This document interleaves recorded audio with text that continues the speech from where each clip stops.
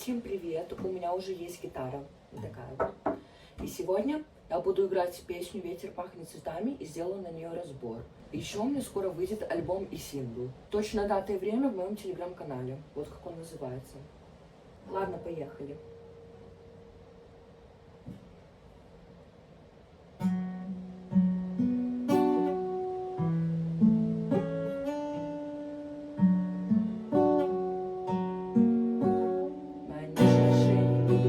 Поэтому знаю, что выйду в окно.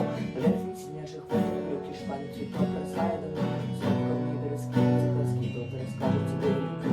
Уж чуть погода, что днем прекрасно мышечек. Погода умри. Я пробую отброды твоими словами, когда с ними жалко скотчем ухожу. Если вздох не соседей канами, все равно слишком тебя ненавижу. Успейся, кто не соседей канами, все равно слишком.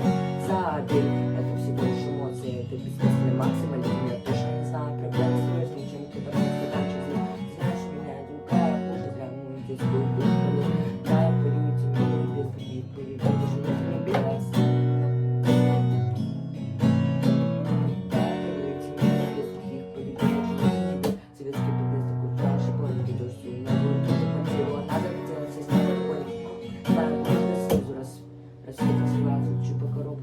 Светом утонет в петле. Давно затолкнулись все коробки, сложили все в моей голове. Взяла на себя бесконтрольные сутки, пока густым цветом было знание. А даже расскажешь мой пятый тусовки, заплачешь, спалишь меня. Вспомнишь меня, вспомнишь меня. Даже расскажешь мой пятый тусовки, заплачешь, спалишь меня.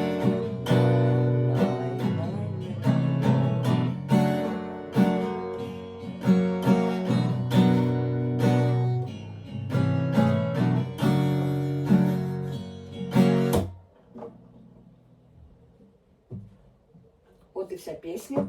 Не судите строго, потому что играю только 2 дня. Мне кажется, что у меня очень хороший результат. И теперь вот бой и аккорды. Ладно, всем пока. И подписывайтесь на мой телеграм-канал, потому что у меня скоро выйдет альбом и сингл. Всем пока.